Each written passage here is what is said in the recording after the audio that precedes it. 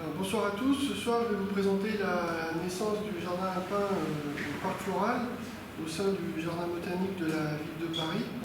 Parce que les collections du jardin botanique de la ville de Paris sont réparties sur 4 sites. L'Arboretum qui se trouve en face de l'école du Breuil, le Parc Floral, les serres de Bagatelle, le parc de Bagatelle et les serres de Deuil.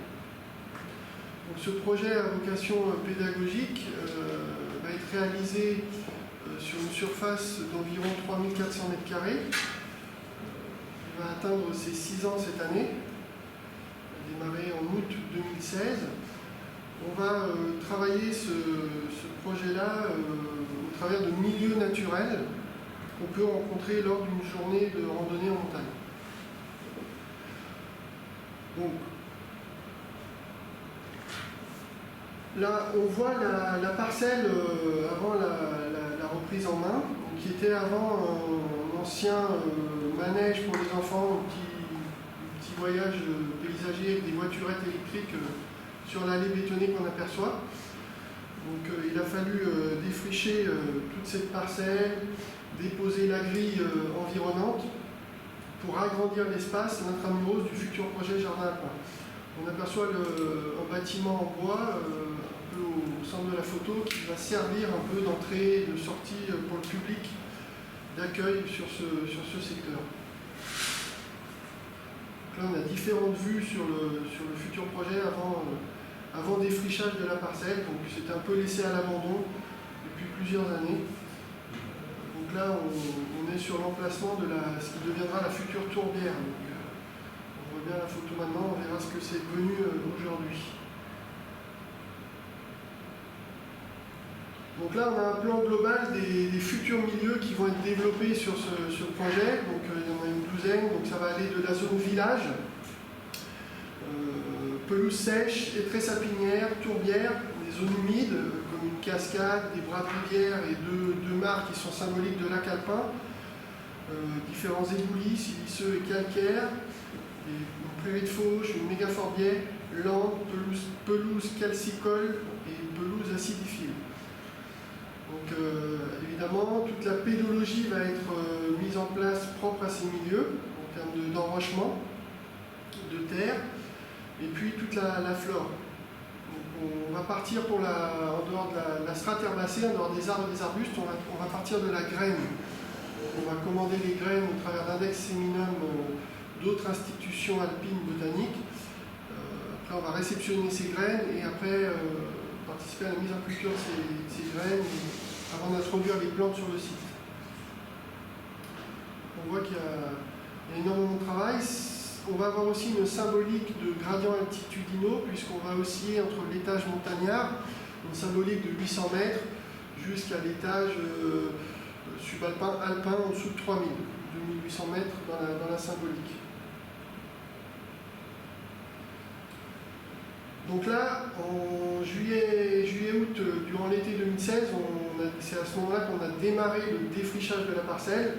On a commencé à abattre tout ce qui était en place, les tamaris, des érables, des rosiers qui étaient totalement à l'abandon, des forsythias, enfin tout un tas de choses qui n'étaient plus en rapport avec le futur projet. Donc, tout ça a été abattu, broyé, ce qui a représenté des masses assez conséquentes de déchets végétaux, mais le broyage a été réutilisé sur le parc floral en paillis sur d'autres parcelles. Ça nous a permis d'évacuer le moins de choses possible. Là on voit dans l'axe du bâtiment un vieux saule qui était mort, dépérissant en grande partie, donc qui a été abattu. Ce qui nous a permis de repartir vraiment d'une page blanche. Là, en septembre 2016, on a commencé, une fois que ce défrichage a été effectué, on a travaillé ce qu'on appelle le fond de forme pour redonner les futurs volumes, principalement pour les futurs éboulis, pour avoir cette assise, ce fond de forme sur laquelle on viendra mettre par la suite les différentes strates d'enrochement dans lesquelles vont être accueillies les plantes. Donc là, on voit les volumes de souches qui sont évacués, ce qui a été quand même assez conséquent. Donc là, après, par la suite, on a ramené de la terre. Alors sur le parc, à cette époque-là, il y avait eu des travaux de mise aux normes des réseaux d'eau. Donc une partie des excavations suite à ces travaux a été ramenée sur le site pour redonner des buts un peu plus hauts, pour avoir vraiment des gros volumes sur les futurs éboulis. Donc des gros mouvements de terre qui ont été effectués à ce moment-là. Là on voit les interventions d'engins pour remuer ces mètres cubes de terre. Donc là on voit la parcelle déjà beaucoup plus propre, toute défrichée. On voit ce qu'elle était un peu avant plantée sauvage, et maintenant on aperçoit un grand Pinus sylvestris là au milieu aussi, qui à ce jour n'est plus en place parce qu'on avait eu un épisode neigeux qui l'avait cassé pour moitié, donc il a dû être abattu malheureusement. Ouais, malheureusement. Donc ensuite on a mis en place un réseau d'eau parce que sur le site il n'y avait pas de réseau d'eau. Il a fallu creuser les tranchées pour mettre en place ce réseau d'eau avec des bouches d'arrosage pour pouvoir se brancher, arroser les futurs milieux et toutes les plantes qui vont intégrer ce projet. Là on aperçoit bien le bâtiment qui se trouve dans la zone village abandonné, village de montagne abandonné. On verra plus loin, la toiture sera refaite. Il va y avoir des modifications qui vont être apportées sur ce bâtiment au fur et à mesure de l'avancement du projet. Et on va travailler aussi, on va représenter aussi toutes les régions montagneuses de France. À partir des Vosges, du Jura, les Alpes, le Massif central et les Pyrénées. Donc là, sur cette zone-là, on se trouve dans les Pyrénées à l'étage montagnard, symbolique de 800 mètres. Donc là, on voit la pose du réseau d'eau, creusement des tranchées, et puis le passage des tuyaux avant la mise en place des bouches d'arrosage. Là, on est sur le côté un peu technique, gros œuvre, qui se fait en amont, avant la plantation. En parallèle, on a pu bénéficier de crédits pour avoir des outils de mise en culture de ces plantes, notamment l'achat d'un tunnel et d'une ombrière sur notre zone culture. Il y a des choses qu'on a installées entre 2016 et 2019 au fur et à mesure de l'avancement des projets. Donc voilà, on a monté ce tunnel-là pour mettre tous nos semis en culture au fur et à mesure de l'avancée du projet. Donc ça, on l'a monté nous-mêmes aussi. On a aussi réalisé des bâches à l'extérieur. Une fois les repiquages et les rempotages des plantes effectués, elles sont passées en extérieur dans des bâches avant le stade adulte et intégration sur site. Donc là, grosso modo, actuellement, sur toutes les bâches en place, en termes de quantitatif, on varie entre 5 et 7 000 plantes.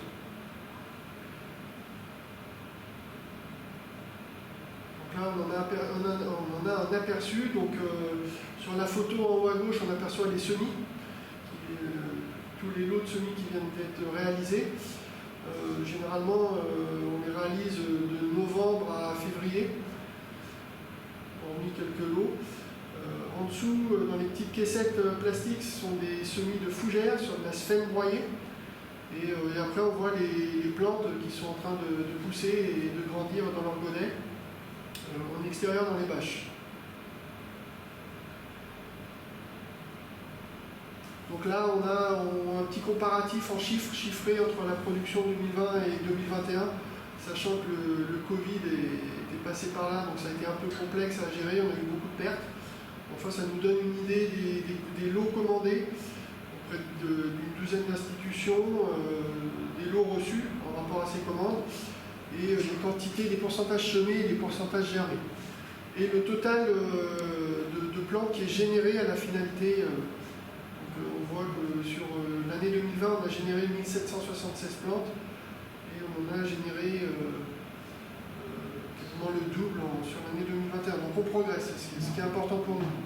Parce qu'évidemment, il faut gérer aussi toute cette quantité dans la difficulté des cultures. C'est assez complexe, mais on progresse, c'est le principal. Donc là, en 2016-2017, on a réalisé la tourbière. Donc on voit la différence déjà une fois la parcelle défrichée sur les premières photos. Donc là on voit le piquetage qui a été réalisé avant de creuser la parcelle, toute la mise en place des cotes du futur milieu. Sur sur une surface, une tourbière qui va être réalisée sur une surface d'environ 80 mètres carrés. Donc là, évidemment, les interventions d'engins, alors on a sorti pas mal de gravats bétonnés, puisqu'avant avant ces anciens tacos, ce lieu était aussi la cartoucherie, un lieu où étaient fabriquées les munitions qui alimentaient le château. Donc on est retombé sur des galeries avec des petits wagonnets comme dans les mines. Et en fait, ils fabriquaient les munitions sur cette parcelle-là, hein, dans des bâtiments, qui étaient acheminés au château via ces petites galeries. Donc du coup, on tombe sur des vestiges bétonnés, des rails, enfin un tas de choses qui nous ont posé pas mal de soucis sur les concs creuses, hein, surtout pour la plantation des arbres. On réalise des fosses d'1 mètre cube, c'est assez complexe. On évacue tout ça au fur et à mesure. Donc là, la tourbière, la zone a été piquetée, nettoyée, elle a été creusée, donc on a travaillé le fond de forme. On a fait un apport de sablon, un sable très fin qui va permettre d'avoir un fond de forme assez lisse, sur laquelle a été posé un géotextile, une toile qui va protéger la bâche EPDR, la bâche à bassin, et recouvert cette bâche-là à nouveau par un géotextile pour éviter les poinçonnements, pour éviter qu'elle soit percée en fait. Donc il y a une bonne rétention d'eau. Donc là on est sur une profondeur de 50 cm. Donc là en fond on a recouvert ce géotextile par une dizaine de centimètres de pouzzolane pour éviter que ça croupisse de trop en fond, pour que l'eau puisse malgré tout un peu circuler en fond. Et en même temps, on a réalisé des petites mares à l'intérieur de cette tourbière qu'on appelle des gouilles, qui sont des petites mares d'eau libre dans un milieu déjà humide. Donc simplement réalisées en parpaing non bétonné, elles vont être juste recouvertes d'un géotextile et à nouveau d'une bâche EPDM. Et après, on va combler tout ça avec de la tourbe qui va bloquer tout ça et ça se maintient très bien. Donc là, on voit la réception des palettes de tourbe, la mise en place. Alors c'est une tourbe blonde d'Estonie, hein, une tourbe blonde horticole qui a été mise en place sur une épaisseur de 40 cm. Donc on voit aussi la mise en place de la bâche au travers des petites bouilles, des petites mares d'eau libre.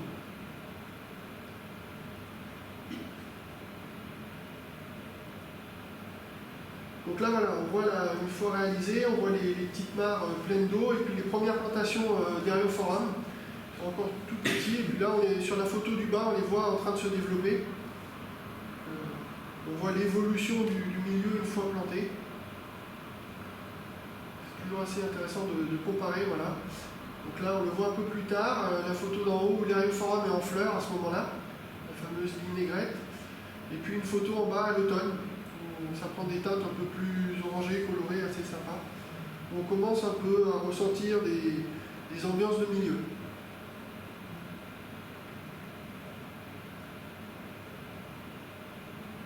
Voilà, une photo de la tourbière en fleurs, c'est toujours assez joli. La fameuse vinaigrette qui fait un peu champ de coton. Donc là, à l'heure actuelle, on en a 3 espèces. On a l'Angustifolia, Vaginatum et Latifolium. Et Latifolium, on en a très peu. On en a quelques-unes. Une plante qui s'installe assez bien et très indicatrice de tourbière. Voilà, différentes vues du milieu. Donc là, on ressent bien l'esprit. Alors, on a aussi apporté du bois mort pour patiner le milieu, puisqu'on est dans cette représentation de milieu naturel. Donc, chaque élément va apporter son côté paysager. Ça nous sert aussi, nous, pour intervenir dans les milieux, d'avoir des points d'assises sur lesquels on peut se poser pour intervenir sans trop écraser les plantes. Ça, c'est assez intéressant aussi. Donc la tourbière à gauche en hiver, quand le feuillage est devenu un peu brun. Et puis quelques plantes, l'Echisetum fluviatile, la Drosera rotundifolia, le comaret, la Potentille palustris et l'Erioforum vaginatum. Donc ça, ce sont des plantes qu'on trouve actuellement dans la tourbière, qui se sont bien installées de manière pérenne.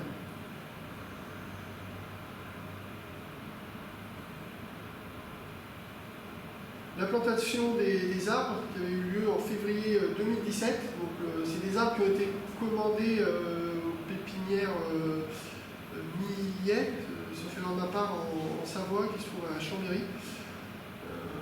Donc voilà, on les a reçus en note. Donc on a fait des trous, on aperçoit un peu au fond des trous de plantation, des fosses de plantation d'un mètre cube, dans lesquels on va mettre en place les arbres. Donc ça les arbres sont les plantes qui ont été les premières plantées après nettoyage de la parcelle. Puisqu'il y a des interventions machines, donc là on aperçoit les mélèzes, les pins. Donc là c'est assez gadouilleux. Hein. Mais l'idée c'était déjà de mettre en place les arbres dans leur futur milieu. Donc, actuellement 2 arbres en place, c'est bien connu, hein, le mélèze et le pin sylvestre. Là, qui sont assez beaux, hein, puisque ça c'est des photos qui ont été prises sur site. Hein. La réalisation des gabions en 2017, aussi en 2017 on a démarré sur les chapeaux de roue. Alors ces gabions en fait ils vont être représentatifs de murets pierre sèche, de murets en pierre sèche. Et en fait leur utilité va être de ceinturer, de fermer la façade du jardin alpin pour le protéger du public, notamment d'une aire de jeu où il y a beaucoup d'enfants l'été, qui eux évidemment voient plus le jardin alpin comme un terrain de jeu. Donc l'idée c'est de le ceinturer un peu pour le protéger, vu que ce sont des milieux un peu et des plantes un peu fragiles. Donc là il y a une chape en grave ciment qui a été faite. On a constitué ces fameuses cages grillagées dans lesquelles on a placé les enrochements qui est un marbre qui vient d'Arudi, un marbre des Pyrénées, qui vient d'Arudi. Un marbre gris, voilà, on a placé tout ça pierre par pierre. L'idée c'était de sélectionner les faces un peu brutes pour avoir ce rendu un peu naturel de muret pierre sèche, dans lesquels on a aussi au montage créé des poches de mélange drainant dans du géotextile, dans lesquelles on incruste les plantes au fur et à mesure. Les plantes qui viennent s'incruster dedans. Beaucoup de sédum, des sempervivum, de la cymbalaire, des choses comme ça. Petite fougère. Donc là on voit la strate qui est en bord de gabion, des plantes de rudérales, de bord de chemin. On voit un Bellisatis en fleurs. On va retrouver du tucilage, quelques poacées, des choses comme ça. Alors là, on n'est pas sur de la pure plante alpine, mais ces plantes-là vont se retrouver jusqu'à l'étage montagnard, puisqu'on est dans la symbolique de l'étage montagnard. Et on va les retrouver de l'étage planitaire, de plaine, tel qu'on est à Paris, jusqu'au montagnard. L'avantage aussi qu'elles ont, c'est que cette strate va aussi alléger un peu le visuel du gabion, qui est assez cubique, un peu lourd. Donc quand c'est en végétation, ça allège un peu et ça estompe un peu le gabion, et c'est assez intéressant. Excuse-moi, le gabion, ça existe? Non, ça n'existe pas. Les gabions, c'est le nom de ces cages qui contiennent les cailloux. Mais elles sont représentatives de murets pierre sèche, tels qu'on les voit un peu en montagne. Juste des petits murets pierre sèche qui sont faits par empilement.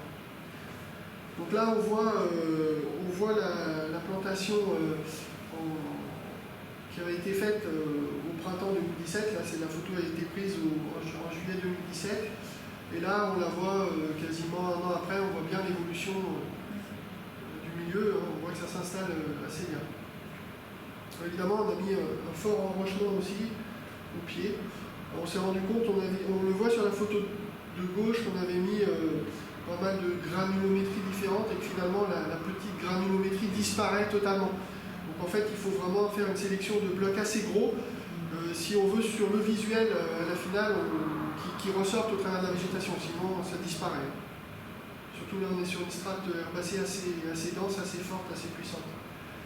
Donc voilà quelques petites viola alba, l'Asplenium cetarac, le Lysatis, le Tussilago farfara, le tussilage, et puis une petite silène dioica à floraison rose. Toutes ces plantes se trouvent actuellement, sont observables sur le site et sont déjà bien installées.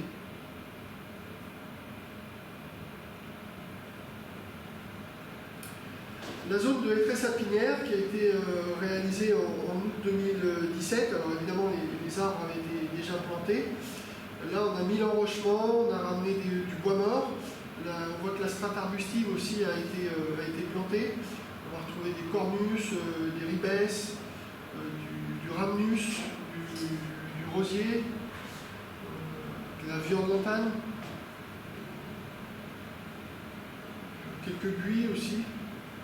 Donc là, on ramène pas mal d'enrochements, du bois mort pour patiner le milieu. Une dominante évidemment de hêtre et de sapin. Alors là, on a un représentant qui Abies alba, mais on a majoritairement du Normaniana, au niveau de l'Est Normaniana.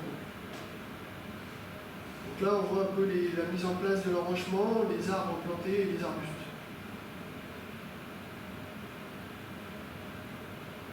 Alors ce milieu-là de hêtraie sapinière, à terme, c'est un milieu qui, en termes de lumière, va se fermer. Il va être très ombragé, et avec à certains endroits des puits de lumière, parce qu'un arbre a vieilli, s'est écroulé lors d'une tempête. Donc on va avoir cet intrant de lumière dans le milieu qui va permettre à la strate herbacée de se développer. Donc là, comme on est sur une représentation de milieu naturel, on a poussé le vice quand les collègues ramassent les feuilles sur le parc floral, sur des zones fortement plantées en hêtre, ils ramènent les feuilles et on répartit ces feuilles mortes de hêtre sur toute la surface, sur une épaisseur de 40 à 50 cm, et ce qui nous limite, voire nous supprime carrément les désherbages.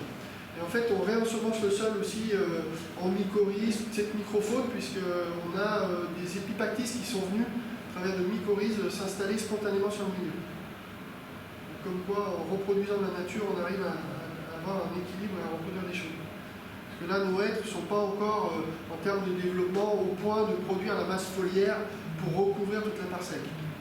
C'est vrai qu'on triche un peu, mais voilà, on est dans une symbolique. Donc une photo du milieu l'hiver. Voilà. On avait eu un passage neigeux qui donne tout de suite l'ambiance. Voilà, 3 plantes qu'on peut déjà observer actuellement sur cette zone-là. Cratégus, Rosa arvensis et Carex maca, déjà bien installés. Et on en installe de nouvelles tous les ans. Donc à l'automne 2017, on a posé une cuve de récupération d'eau de pluie qui va nous servir uniquement pour l'alimentation de la tourbière, de la zone tourbière. Donc là, on voit la machine qui est en train de creuser le trou dans lequel sera mise en place cette fameuse cuve qui a une contenance de 5000 litres. Donc c'est cette grosse boule là qui fait de mémoire 2 mètres de haut et qui va donc récupérer, dans laquelle va être stockée cette eau de pluie qui sera récupérée via l'allée bétonnée, via 2 points collecteurs et une partie de la toiture avec des poses de gouttière. Donc ça nous fait un stock permanent l'été, principalement sur des passages très secs, d'une disponibilité de 5000 litres d'eau de pluie qui permet d'alimenter. Il va rester en bon état, le temps, il va passer. Bon, après, j'ai déjà ouvert la cuve, des fois ça sent un peu le croupi, mais ça reste de l'eau de pluie, donc ça n'induit pas de problème sur le milieu. Donc là, on voit la mise en place technique de la cuve, hein, qui elle est posée sur une chape bétonnée et verrouillée pour éviter qu'elle remonte. Alors, en parallèle, au début de la réalisation de la zone humide, cascades, rivières et lacs en 2017 et 2020. Donc, on est sur un linéaire de 170 mètres sur lesquels on va avoir deux zones géographiques. Les premières parties, cascades, bras de rivière et premiers lacs, on va être dans les Hautes-Alpes et après on va passer dans les Pyrénées. Donc on se situera en partie sur 2 gradients, l'étage subalpin et alpin. Donc là on aperçoit, quand on a creusé le deuxième lac sur la zone Pyrénées, les fameux rails des petits wagonnets de galeries qui permettaient d'emmener les cartouches au château. Donc voilà, c'était un peu sport de creuser là-dedans.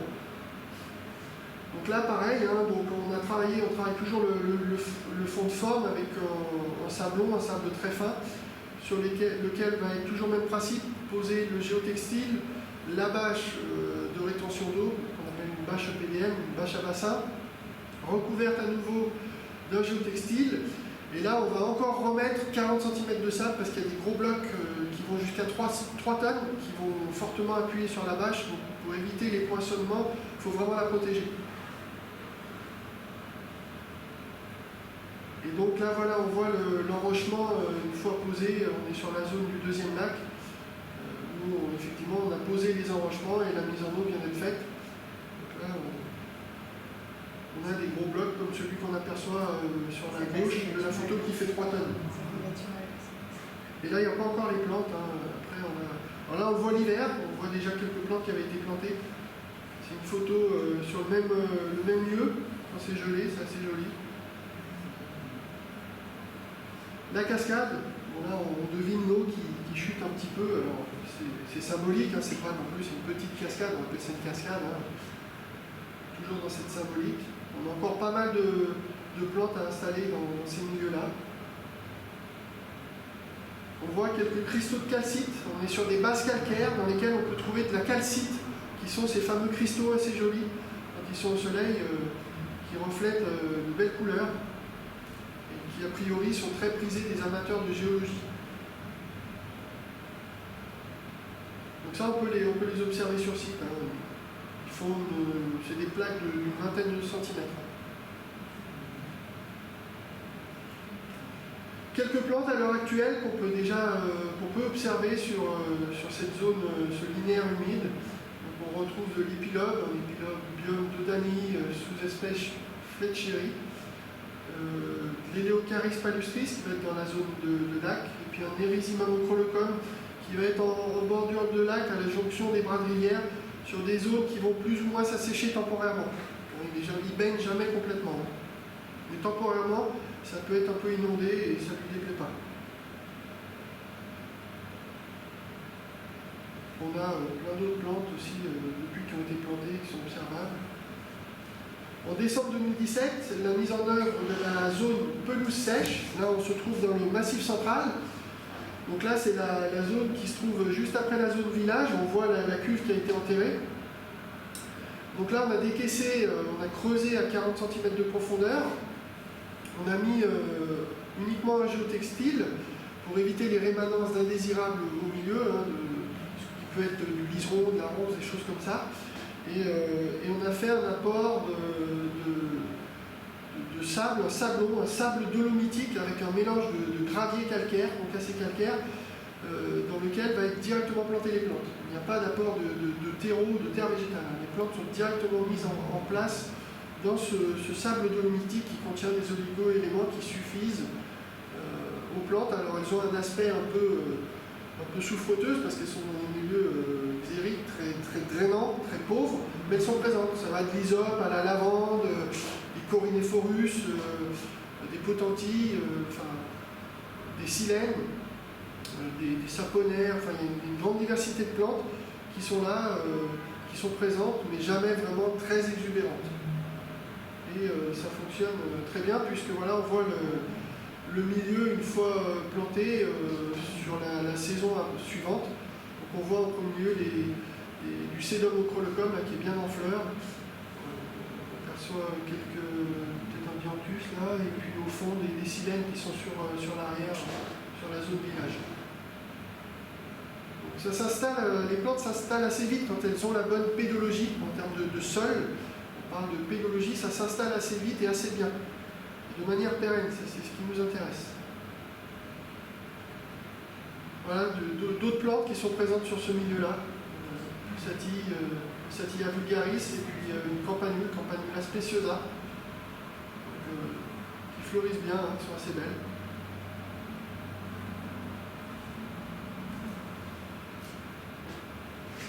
Janvier 2018, on change d'année, on a réalisé une petite embase de ruines de bergerie d'alpage qui va faire la jonction entre cette zone village et cette pelouse sèche. Donc là, c'est vraiment juste l'embase, c'est comme si cette bergerie s'était écroulée dans le temps. Et l'idée, c'est de faire retranscrire la nature qui va reprendre ses droits avec la végétation qui va recoloniser cette bergerie. Donc là, on a fait un petit pitage, on a fait une petite semelle en ciment d'une dizaine de centimètres sur laquelle on a sélectionné nos pierres, taillé un peu nos pierres et monté cette petite embase de ruines au fur et à mesure, cimentée, pour pas qu'elle bouge, et dans laquelle on va incruster des plantes, des sédums, des sempervivums, des choses comme ça. Voilà, là on la voit terminée, elle n'est pas plus haute que ça. Évidemment, il y a aussi des blocs qui sont restés éparses, qui symbolisent cet écroulement du bâtiment sur place. Là, on voit une belle Coronia emerus, un petit arbuste jaune en fleurs représentatif du milieu. Et puis depuis, il y a pas mal de plantes, des sédum album qui poussent dedans, des sempervivum, arachnoideum, caerophyllum, des choses comme ça qui s'installent assez bien dedans, des cymbalaires aussi. Septembre 2018, à le début d'automne, fin d'été 2018, on a installé la prairie de fauche. En milieu, alors là, on est sur le bas subalpin, dans la symbolique bas subalpin. On est dans le Jura. Alors on a une première partie sur la droite de ce milieu-là où on va être sur une pelouse mésophile. C'est un milieu à forte densité, beaucoup de diversité, des sols pauvres, calcaires, et ni jamais trop humides, ni jamais trop secs. Voilà, c'est un peu complexe. Et après, on est vraiment sur ce qu'on appelle une prairie de fauche, et prairies d'alpage pas très pentues, sur lesquelles on voit les agriculteurs qui fauchent le foin et le regain pour les bestiaux l'été en saison. Donc là, c'est un milieu, parce que là on travaille sur la pédologie, la terre qui est en place. À terme, c'est un milieu qu'on devrait gérer avec une fauche tardive, c'est-à-dire qu'on va laisser se développer la strate herbacée durant toute la saison. Elle va fleurir, elle va mettre à graines. L'effet mécanique de la fauche va faire tomber la graine et réensemencer la parcelle. Et par contre, on va exporter la matière fauchée pour ne pas la laisser sur place, sinon elle va réenrichir le sol, parce qu'elle va azoter, donc ça va refaire un apport d'azote. Donc on exporte cette matière fauchée. Sauf qu'à l'heure actuelle, on n'est pas encore à ce niveau-là en termes d'équilibre du milieu. Donc là, actuellement, on pratique plusieurs fauches dans la saison, de manière à, l'idée c'est d'appauvrir un maximum la terre en place, le milieu en place, et en introduisant les plantes propres à ce milieu-là, de manière à obtenir au moins 50 à 60% d'équilibre dans un premier temps sur ce milieu-là. Après, ça va se travailler sur du long terme. C'est assez complexe en termes d'équilibre. On partait aussi au départ sur de la plante en godet de 8-9, là on part sur de la plante plus forte, pour avoir des plantes plus grosses, plus costauds, qu'elles s'installent de manière plus solide, plus pérenne et plus rapide, ce qui nous aussi nous permet de gérer le quantitatif, puisque du coup on produit aussi moins de plantes, ce qui nous permet aussi d'avoir moins de plantes en termes de quantité à gérer sur la zone de production. C'est un peu l'effet papillon, donc il faut arriver à suivre tout ça. Donc là, on peut déjà observer Campanula, latifolia, la sauge des prés, Salvia printensis, qui sont déjà dans le milieu. C'est des photos que j'ai faites en saison, c'est des photos qui datent de l'année dernière. Et depuis, on a encore enrichi le milieu avec d'autres plantes, puisqu'on fouille tous les ans les index séminum, on a de nouvelles graines et de nouvelles cultures tous les ans qui sont introduites dans le milieu. La Primula veris, le fameux coucou qu'on appelle le coucou, qui est très, très symbolique de ce type de milieu-là aussi. Qui est en fleurs actuellement, des premières à fleurir. Donc en avril 2019, printemps 2019, donc le fameux bâtiment qui servira d'accueil au public, la toiture a été... on a fait une réfection de la toiture parce qu'elle était trop vieillissante, elle était dangereuse, elle devenait dangereuse, elle commençait un peu à s'écrouler sur elle-même. Donc elle a été refaite avec un bardage bois très basique, pas quelque chose de très léché. On veut la laisser dans sa patine. On voit un ancien guide-fil à l'intérieur qui va être déposé par la suite, et puis il y aura des panneaux de didactique qui vont expliquer un peu de manière globale l'espace montagnard, le jardin alpin, ce qu'on y trouve, et la gestion dans son global. On a encore pas mal à l'heure actuelle de modifications à faire sur ce bâtiment-là. La finalisation de la zone village qui se trouve autour de ce bâtiment-là, qui a été faite en mai 2019. Donc là, sur la photo, vu comme ça, c'est pas très explicite, mais on est juste le long du bâtiment en bois qu'on a vu sur la photo précédente.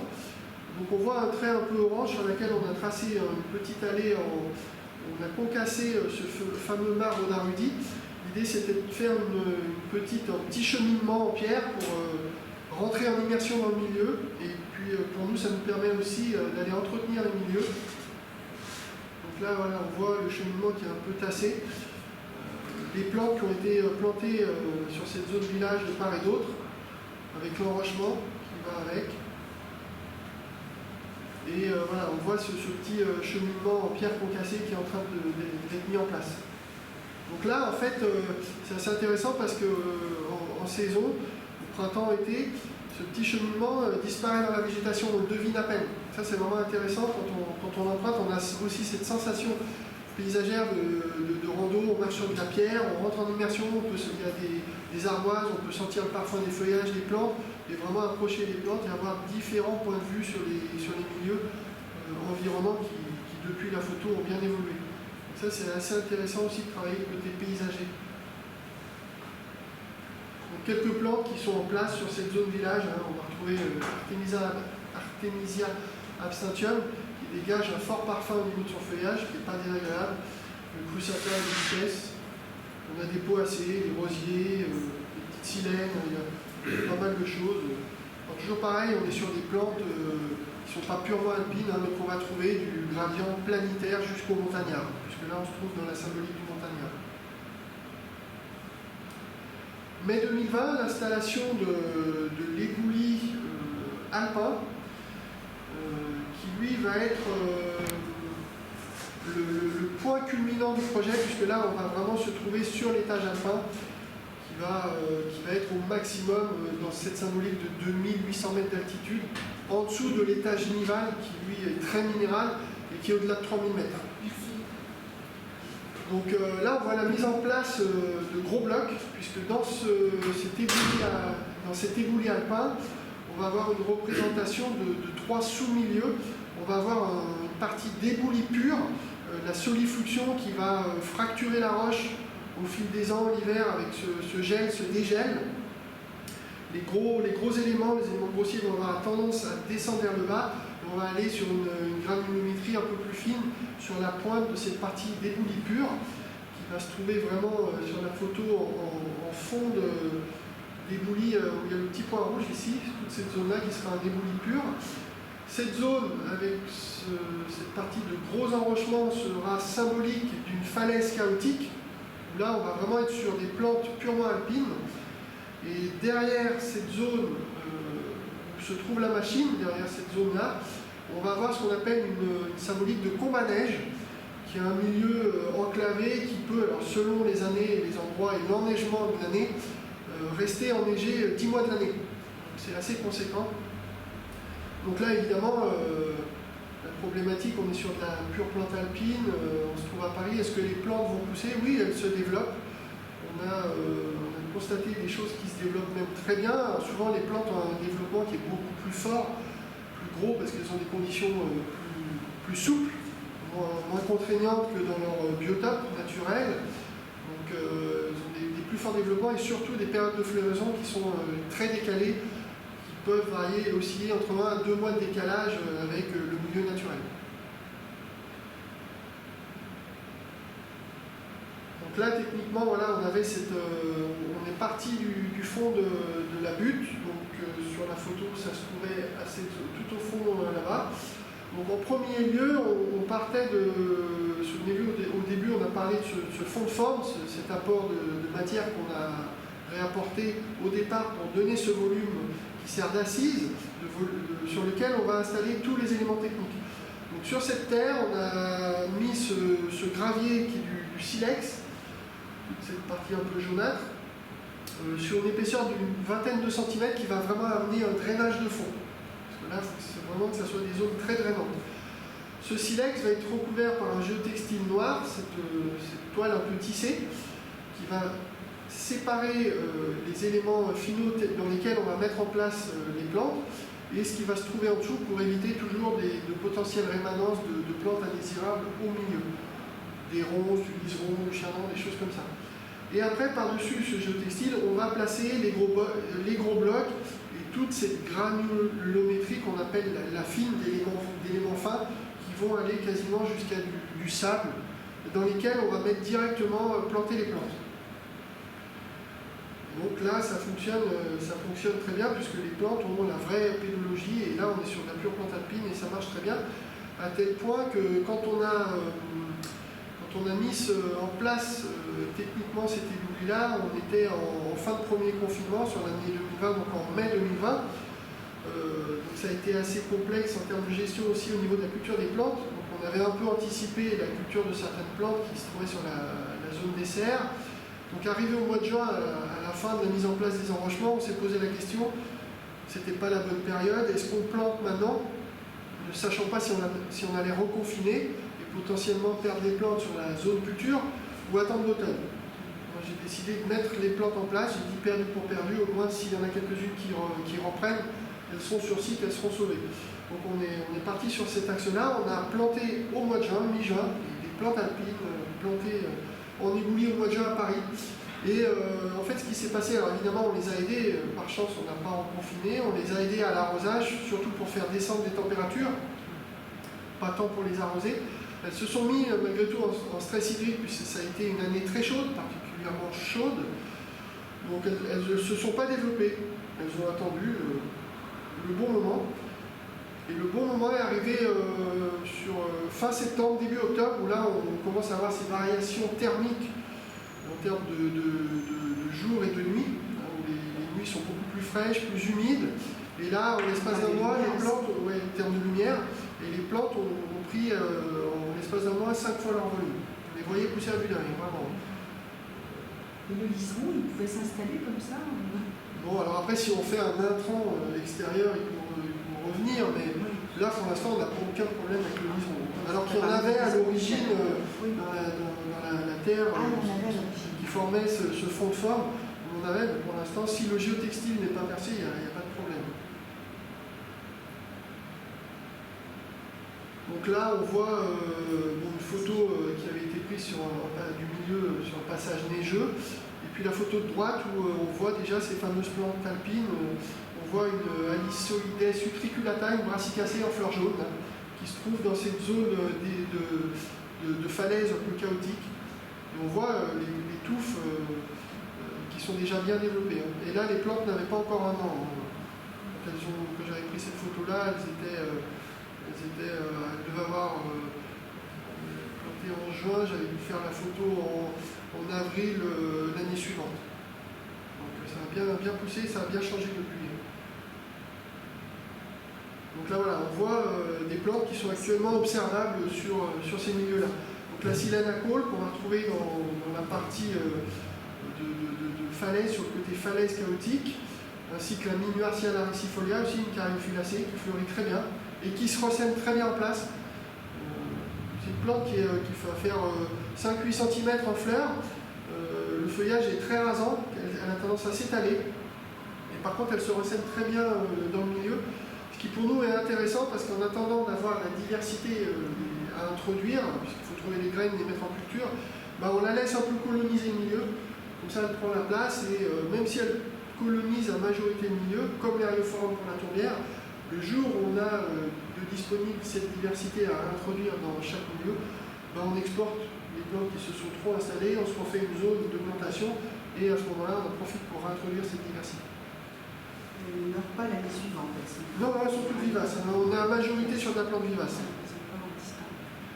Donc là aussi, on a sur la zone, la photo de droite, Alyssum cunifolium, qui elle se développe sur cette zone d'éboulis pur.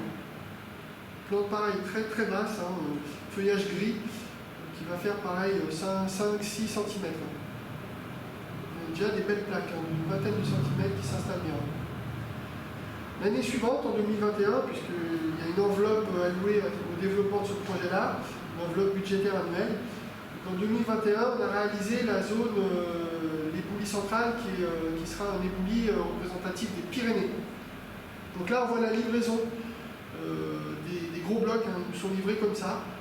Donc là, il faut savoir que géologiquement, on contacte des carrières en rapport à la région. Donc, ça vient des Pyrénées. Ça vient des Pyrénées. Les blocs, on a contacté une carrière dans les Pyrénées à Bagnères-en-Bigorre.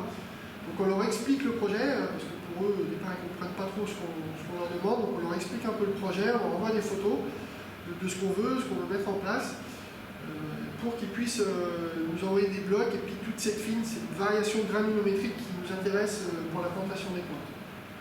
Donc là, c'est la rotation des camions qui se fait pendant 2-3 jours. Il faut réceptionner tout ça dans une première zone tampon telle qu'on l'a vu. Après, ils passent sur une deuxième zone tampon et après, on les rentre à l'intérieur du jardin alpin. Ils sont rentrés par le fond, par cette zone-là. Parce que la zone tampon se trouve derrière le long du bâtiment. Ils sont rentrés sur cette zone-là. Donc là, on voit la machine qui est en train de nettoyer la zone sur laquelle on va installer, donc, comme on l'a vu précédemment sur les goulis alpins, le gravier calcaire qui va être le drainant de fond, le jeu textile et la mise en place de toute la partie finale. Donc là, on voit en même temps sur la photo tout le linéaire humide qui est déjà installé, cette zone-là. Donc là, on a la zone cascade où on est dans les Hautes-Alpes qui va chuter ici, terminé par un bras de rivière ici. Là, on sort des Hautes-Alpes, on arrive sur cette zone, cette petite marque qui est symbolique d'un lac alpin. Là, on se trouve, on bascule dans les Pyrénées, bras de rivière des Pyrénées, et là, sur le deuxième lac symbolique de lac alpin.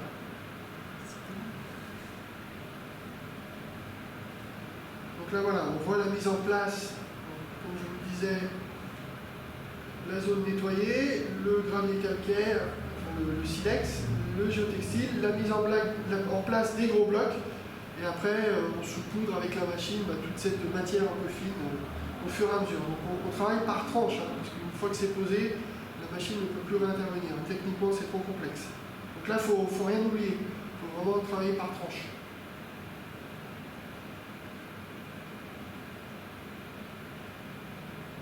Voilà, on voit la machine qui intervient. Donc là, on l'a fait intervenir sur le sommet, sur l'arête de la butte. Pour lui, comme ça, il peut rayonner avec son bras. C'est techniquement plus facile pour lui. Moi, je peux me mettre à distance et le guider un peu sur le choix et le positionnement des blocs. Parce qu'il les positionne, en fait, je sélectionne l'orientation du bloc et je lui demande de me poser tel que je veux le faire. Comment vous communiquer parce que lui, il est dans son c'est assez simple, on en parle avant et puis après par geste, on communique assez bien, on a des gestes assez basiques pour communiquer. Après, ça se fait assez rapidement. Comme ça, on éboulit les boulies centrales là, sur lesquelles il est en train de travailler. Il faut compter une semaine et demie, tout est mis en place. Après, physiquement, c'est la machine qui travaille. Ce qui est important, c'est le travail en amont, c'est toute la logistique. Le côté logistique doit être vraiment bien préparé pour qu'on puisse bien, comme on dit, dérouler le tapis. Sinon, on se prend les pieds dedans. Donc voilà, là, ça a bien avancé. Il reste encore pas mal de finitions, de débords de géotextile à couper. Là, on voit toute cette pédologie en termes de gros blocs et de matière fine qui a été posée.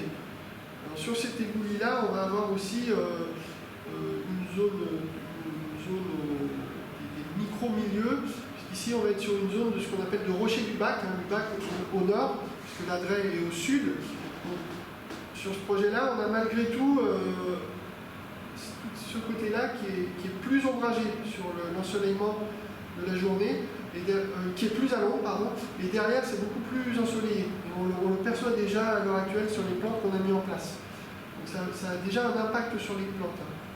Donc cette zone-là sera représentative de plantes de rochers du bac, de plantes très à l'ombre.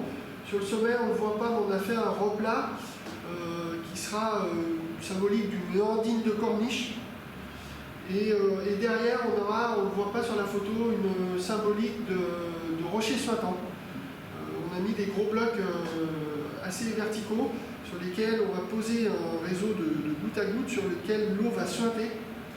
Et on va essayer d'incruster des plantes dans des fissures de ces gros blocs qui aiment cette eau suintante, notamment des pimbicules. Bon, installer, c'est un peu complexe, mais on va essayer d'avoir une représentation de ces roches suintantes. Ce sera un petit milieu. Après, il va falloir réussir à installer tout ça. Là, on voit les boulies une fois réalisées. Alors là, j'ai pris du recul et on voit en premier plan ces futures zones dans lesquelles les arbres sont déjà plantés mais qui ne sont pas encore réalisées.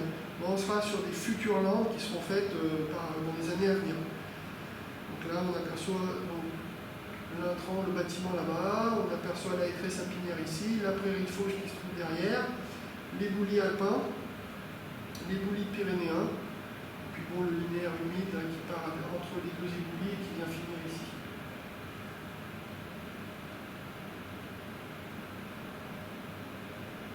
Donc Donc là, on voit des petites plantes que j'avais déjà prises en photo dans les boulis alpins, puisque pareil, on avait déjà anticipé les cultures. Donc 2 plantes qui se trouvent déjà dans les boulis alpins et qui ont fleuri en place et qui sont toujours présentes aujourd'hui, Campanula aurifolia et Aquilegia pyrénica.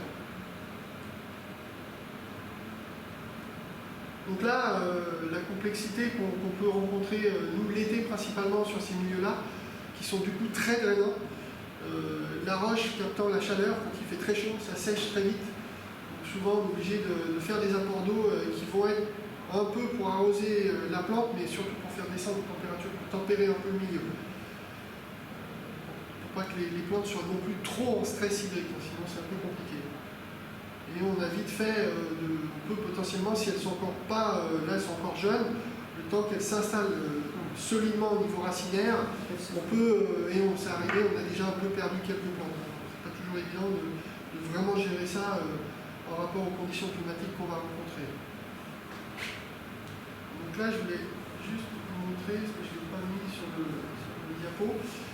Sur la tranche de cette année 2022, on va travailler sur cette zone-là, toute cette zone-là qui va être une future installation, et puis il y en aura une autre partie derrière l'enrochement ici, de mégaforbiaires. Alors pareil, une grande diversité, des plantes à fort développement, des grands humets, des choses comme ça, des aconites, des choses assez puissantes. Et on aura 2 types de mégaforbiaires, une mésophile et une mésohygrophile. Alors mésophile qui peut s'assécher temporairement en surface dans la saison, mais qui garde quand même un peu de fraîcheur de fond, et une mésohygrophile qui va rester très humide durant toute la saison. Donc voilà, là on va mettre ça en place, a priori on est censé mettre ça en place au mois de mai de cette année. Donc il y aura un fort enrochement en fond de mégaforbia ici. On va poser des bâches PDL qui vont permettre de garder cette fraîcheur de fond. Sur cette zone-là, mésophile, on ne va pas spécialement protéger cette bâche. Si elle a quelques points seulement à certains endroits, c'est pas grave, on ne veut pas faire une pure rétention d'eau. L'idée c'est de garder un peu de fraîcheur de fond. Par contre, la zone qui sera vraiment derrière les boulis, qui elle sera mésohygrophile, très humide, là on va vraiment protéger la bâche pour vraiment garder cette fraîcheur de fond de manière permanente. Donc un fort enrochement avec cette matière terreuse, des sols acides assez riches qui vont venir se nourrir sur l'enrochement et dans laquelle on va planter toutes les plantes propres à ce milieu-là, qui sont déjà pour une bonne partie en culture haussière. Et là on part sur des cultures de gros contenants, de la plante assez forte. Donc voilà à l'heure actuelle où on est le projet, il y a encore beaucoup de choses. Sur les photos, vous avez pu observer, l'idée c'était de vous montrer du démarrage du projet jusqu'à aujourd'hui. Ça a encore déjà bien changé, puisqu'on introduit régulièrement des plantes dans chaque milieu. Les plantes aussi travaillent, elles s'installent, elles se développent. Et puis on a déjà aussi constaté pas mal de locataires, alors qui ne sont pas des locataires purement montagnards, mais qui sont venus pour le coup spontanément. Comme quoi, souvenez-vous au début, on est vraiment parti d'une feuille blanche, on a mis toute la parcelle à nu, il n'y avait plus de plantes que de la terre, et à la finale, tout ce petit monde est venu s'installer au fur et à mesure, donc comme quoi on arrive vite à recréer des écotypes et des milieux qui sont assez intéressants à observer, en libellule, papillon, un triton en bas à droite, une grenouille, on en a des centaines, on a des pontes annuelles dans les zones humides, et là encore cette année on a constaté des pontes, donc on a des centaines de grenouilles vertes, on a constaté 5... oui, il y en a des centaines. Oui.